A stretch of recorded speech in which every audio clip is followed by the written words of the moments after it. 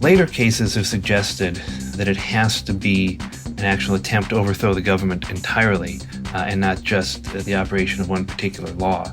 So there's an interesting question here whether what's going on with trying to overthrow the government completely, and you could argue that by seeking to disrupt the certification of a lawful presidential election, that was in fact what they were doing. On the other hand, they could probably argue that they were just trying to disrupt this one thing, and they didn't want to bring the entire government to its knees. Welcome to the award-winning podcast, Lawyer to Lawyer, with J. Craig Williams, bringing you the latest legal news and observations with the leading experts in the legal profession. You're listening to Legal Talk Network. Welcome to Lawyer on the Legal Talk Network. I'm Craig Williams, coming to you from Southern California. I write a legal blog named May It Please the Court and have two books out titled How to Get Sued and The Sled. Before we introduce today's topic, we'd like to take this time to thank our sponsor, Lex Reception. Lex Reception is a close-knit team of virtual receptionists dedicated to professionalism, warmth, and 24/7 availability for law firms and attorneys.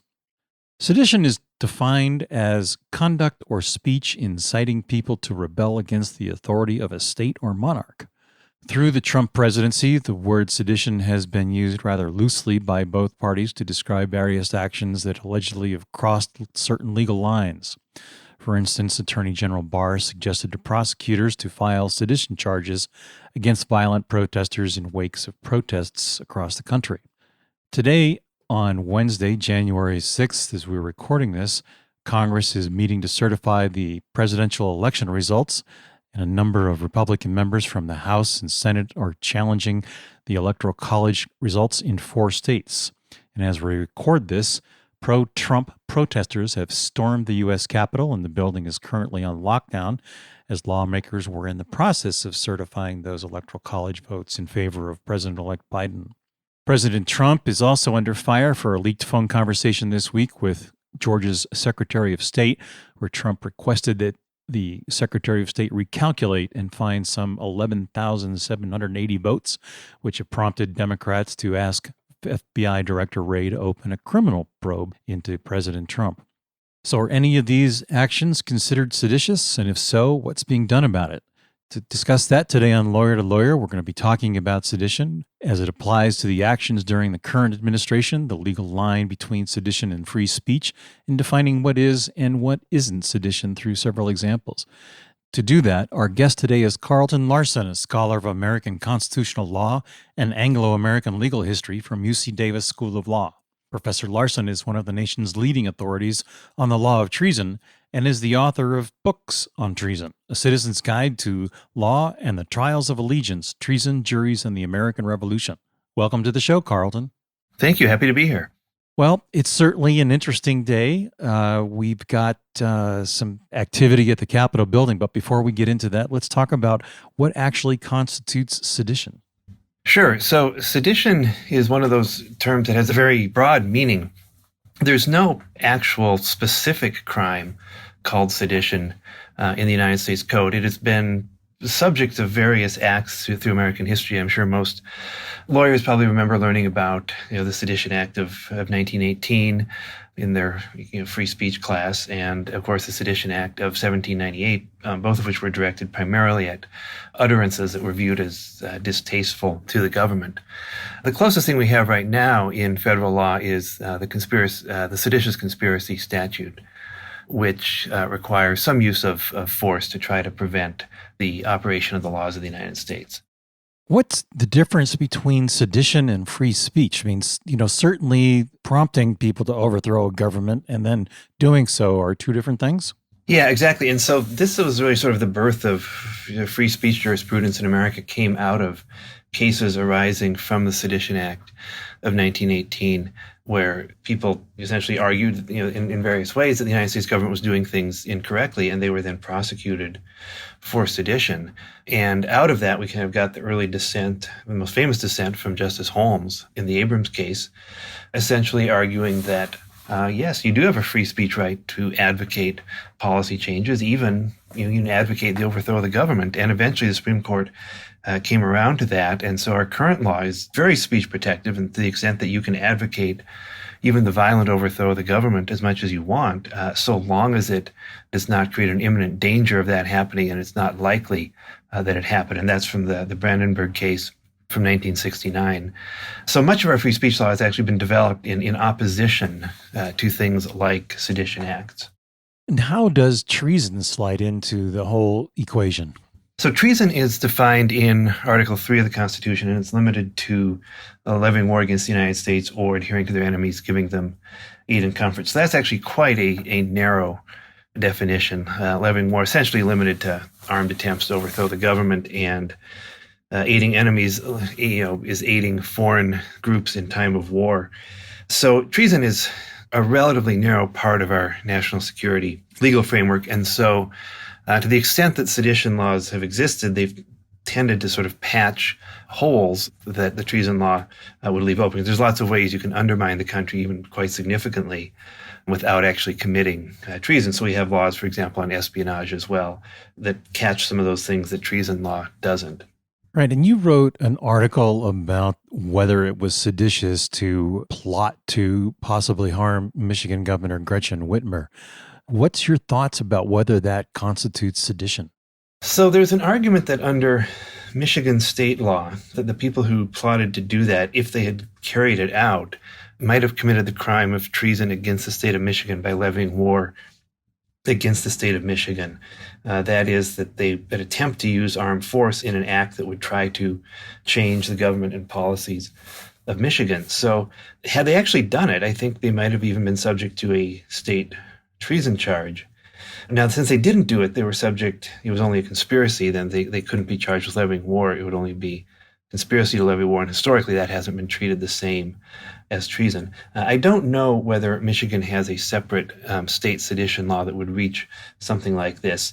Clearly there's plenty of other criminal laws that can come into play when something like that happens. And so often in these cases you will see prosecutors maybe take a look at treason or seditious conspiracy, but ultimately conclude that it's simply cleaner to go with some other offense. I mean, a conspiracy to commit a kidnapping, whether it's the governor or anybody else, is still a very serious crime. Well, our own AG Barr suggested to prosecutors to file sedition charges against certain violent protesters. Is that an appropriate suggestion, or is that really in the free speech area? Well, there's certainly no free speech right to engage in violent protests. I mean, there's no free speech right to damage a government building or to try to take it over. And so the literal language of the seditious conspiracy statute, which says, by force to seize, take, or possess any property of the United States, contrary to the authority thereof, that would seem to literally apply. So it's not outside the realm of legal plausibility to suggest that statute might come into play. Other statutes are, of course, ones that can be used as well. So I don't think he meant it as saying that they should be prosecuted for what they believed, but arguably for what they did.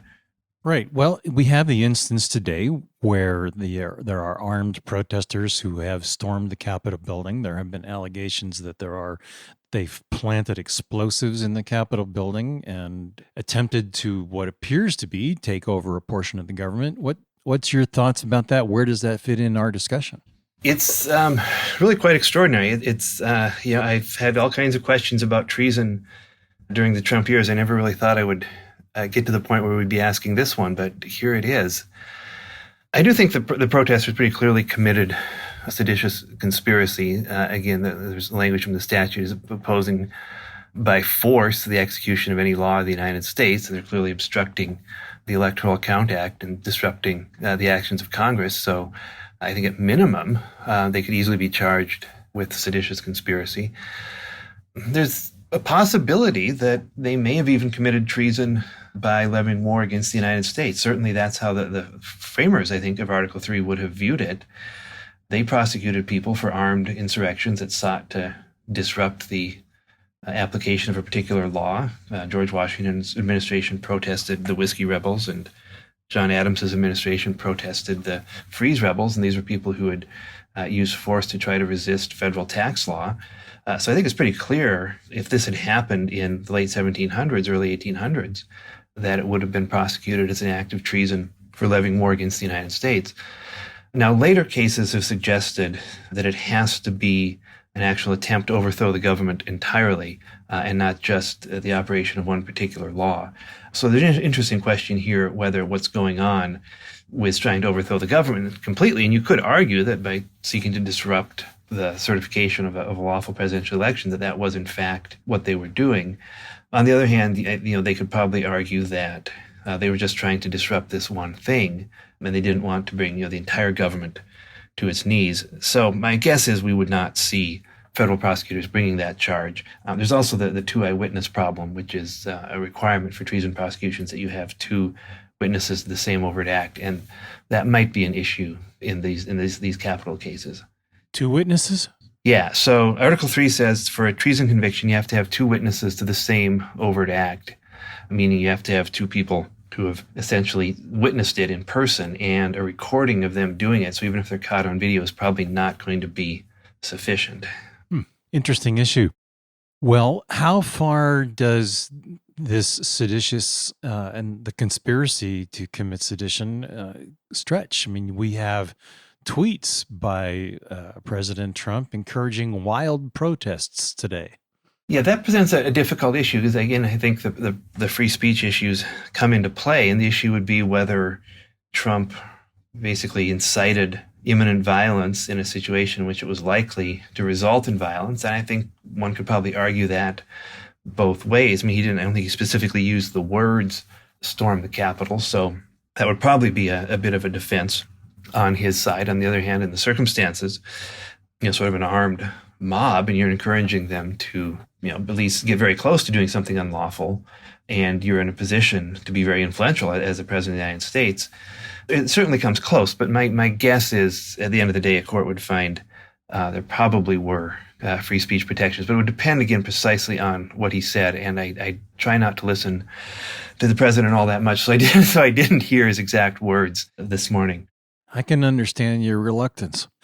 How far does the Seditious Act stretch? I mean, does it step into the Congress and encompass the members of the House of Representatives and the senators who are expressing their election to what has been so far completely certified? Or is that falling within the immunities and the other kinds of issues that they may have? Well, I think it certainly falls within many of the immunities of members of Congress. But even if it didn't, I don't think one could plausibly argue that those people had committed some type of sedition as a criminal matter. There's a right to, under federal statutory law, to protest a state's electoral count. And if it was done seems to be in this case, in sort of tremendous bad faith, that in itself is not a crime. So I understand why people sort of reached for this word sedition to describe those members of Congress. But there really is quite a big difference between objecting to an electoral certification and storming the Capitol with a gun. That crossover into violence seems to really be what our current statutes are focused on. And there's also been a lot of conversation about not seating certain representatives because of their views. Is that plausible? It has been done in the past. There were the expulsion of members in the Civil War for supporting the South. Refusal to seat has had a sort of a more tortured history, and there's some Supreme Court case law on that. I think in general, it's a pretty bad idea to refuse to seat members of Congress who have been duly elected. And I understand the temptation here, which was that if they're challenging the presidential election, how could they not also be challenging their own election? But I think on balance, it's better not to play into that game. Certainly understandable. Well, before we move on to our next segment, we're going to take a quick break to hear a message from our sponsor. We'll be right back. 80% of callers who reach voicemail hang up. Hiring an answering service means that you never miss a lead. Lex Reception can take your calls live, handle legal intake, and schedule appointments in a professional manner for less than the cost of hiring an in-house employee. There are no contracts, and the service is quick and easy to set up. For 50% off your first month's service, visit lexreception.com/lawyer to lawyer. And welcome back to Lawyer. I'm Craig Williams, and with us today is Carlton Larson, scholar of American constitutional law and Anglo-American legal history from the UC Davis School of Law. We've been talking about the issues of sedition and treason. One of the things that's come up this week, it just seems like it's been a plethora of news. President Trump is under fire for calling Georgia's Secretary of State and presumably pressuring him into recalculating and finding votes sufficient for him to win. Where does that fall on this spectrum? It's one of those things where you try to think of all the awful things the president could do and write them up in a criminal code, and you could never begin to scratch the surface of some of the things Trump has done. I don't think it fits clearly into any federal law dealing with issues of treason or sedition. It may fit into federal law dealing with conduct of elections, and it may well violate Georgia election law.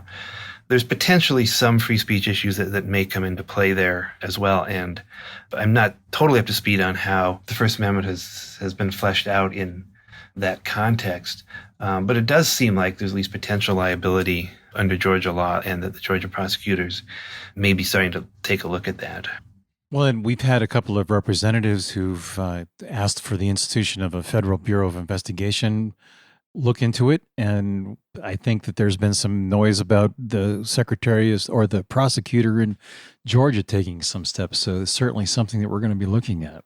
We've also heard that President Trump may invoke martial law and attempt to reverse the 2020 election. There has been a number of past secretaries of defense and generals and so forth who have staunchly come out against that. Where are we with that situation? That strikes me as extraordinarily implausible. There seems to be zero justification for any invocation of martial law. The military leaders have made very clear the military has no role in American elections, and I don't think members of Congress would stand for that. I mean, with Trump, who knows? I mean, he could potentially try to do almost anything, but that strikes me as a fairly far-fetched scenario. Let's take a look back at the history of sedition. I think I read in one of your articles that it's been more than 100 years since anyone has been prosecuted for it. How is sedition itself prosecuted if it's not a specific crime? Well, it's generally it's not. I guess is the short answer. And the only part of federal law that would really apply would be 18 U.S.C. Section 2384, which is the seditious conspiracy statute. And there's a distinction between federal law and state law on these points, right? Yeah, so states are free to have their own laws on this. In the present situation that we have with the people in Congress being locked down in the Capitol building, are we considering that to be something that is a state? How does that play in the District of Columbia? Well, it'll certainly be an offense both, I think, under federal law and probably under District of Columbia law as well. So I imagine they could be indicted both in D.C. Superior Court as well as the U.S. District Court. I don't know when you have potentially both charges arising out of the same course of events, how the D.C. courts have dealt with that. In the context of the original framers, how has sedition been viewed? Has it been more of an act against, as it was in England? Is that where we derive this law from? Yeah, so I mean, under English law, there was the crime of seditious libel, which was the crime of criticizing the government. And it was really quite a pernicious law because if you were charged with it, you had to prove that what you said was true. And it wasn't the prosecution's burden to prove that it was false. It was viewed as sort of libelous per se, and then the burden shifted to you. And most bizarrely, truth was not a defense. So if you argued, well, yes, the government official was as rotten as I claimed they were, and I can prove it, that wasn't sufficient. And when the Sedition Act of 1798 was enacted here in the United States, we got rid of some of those worst features of English sedition law. So the supporters of it said, well, we're actually liberalizing things compared to English law, and so this is more favorable to free speech. But for critics, that still wasn't enough. That at the end of the day, what you're still doing is criticizing the government and putting people in jail for that. Indeed, a congressman, Matthew Lyon, was one of the people convicted. He was actually reelected to Congress from his jail cell in Vermont. He was a fascinating character. He got into a fight with another member of Congress where he spit in the member's face, and the member then attacked him with tongs from the House fireplace. So violence is not completely unknown to the floor of the United States House. No, certainly not the first time it's been there. I mean, it was there in the American Revolution and again during the Civil War. How did the Civil War play into the definitions of sedition and treason?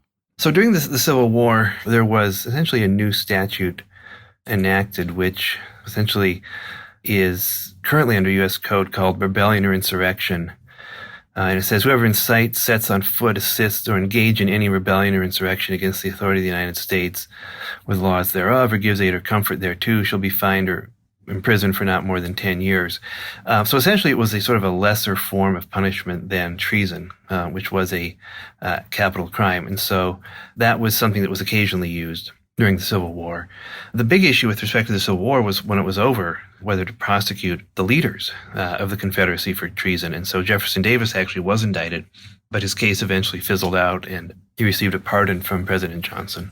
Let's talk a little bit about that type of prosecution. There have been significant calls for President Trump's prosecution after he leaves office. I mean, we've done a segment on it ourselves.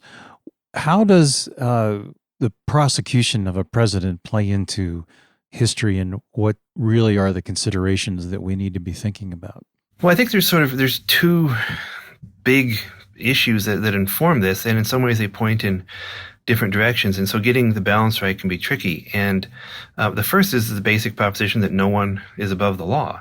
And if the president commits a crime, that he or she should be accountable in the same way as any other citizen. This is certainly true with respect to pre-presidential crimes, but I think it also applies to crimes committed while one was the president. And the impeachment clause is very clear that even if you're impeached afterwards, you're still subject to prosecution for crimes that you might have committed. And if we say, well, you don't get prosecuted because you're the president, we're essentially saying the presidency is a license to commit crime.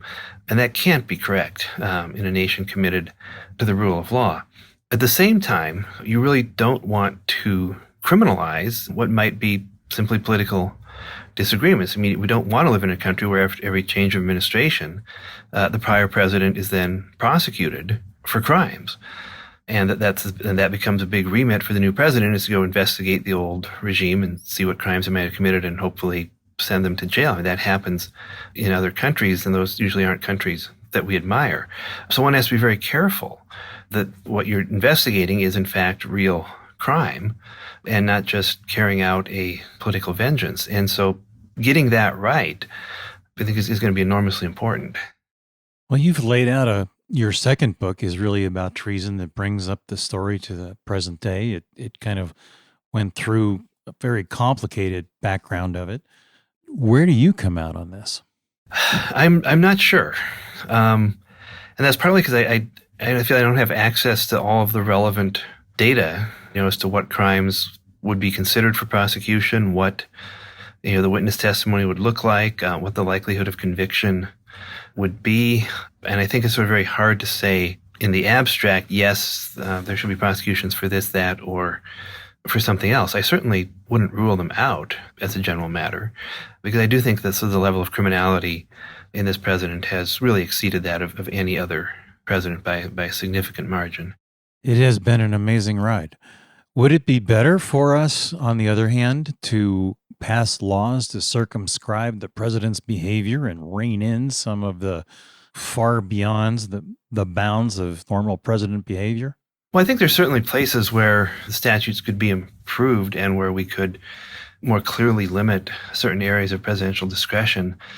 The difficulty someone like Trump has posed is that you just can't imagine ahead of time all the ways in which the laws might be perverted, ordinary discretion completely abused. And you also don't want to hamstring future presidents who do need some degree of power to carry out their responsibilities. And so it's hard to think of how precisely you can avoid some of this very, very bad behavior.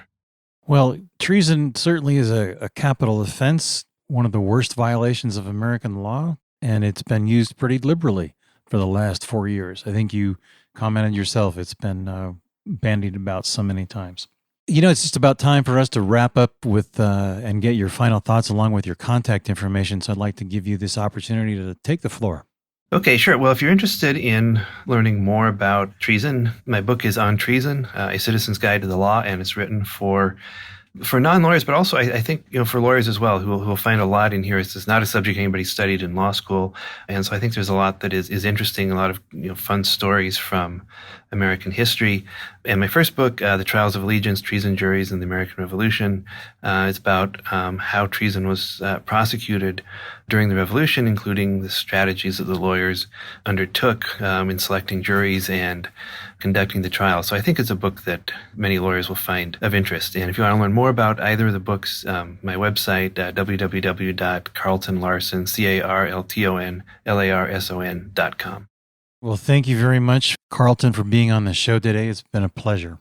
Well, thank you. I enjoyed it very much. I really enjoyed your quote that said you'd much prefer to live in a world where the question of treason doesn't arise. That's right. And hopefully we'll be there soon. Good. Well, for our listeners, if you've liked what you heard today, please rate us on Apple Podcasts or your favorite podcasting app. You can also visit us at LegalTalkNetwork.com, where you can sign up for our newsletter. I'm Craig Williams. Thanks for listening. Please join us next time for another great legal topic. When you want legal, think lawyer to lawyer. Thanks for listening to Lawyer, produced by the broadcast professionals at Legal Talk Network. Subscribe to the RSS feed on LegalTalkNetwork.com or in iTunes. The views expressed by the participants of this program are their own and do not represent the views of, nor are they endorsed by, Legal Talk Network, its officers, directors, employees, agents, representatives, shareholders, and subsidiaries. None of the content should be considered legal advice. As always, consult a lawyer.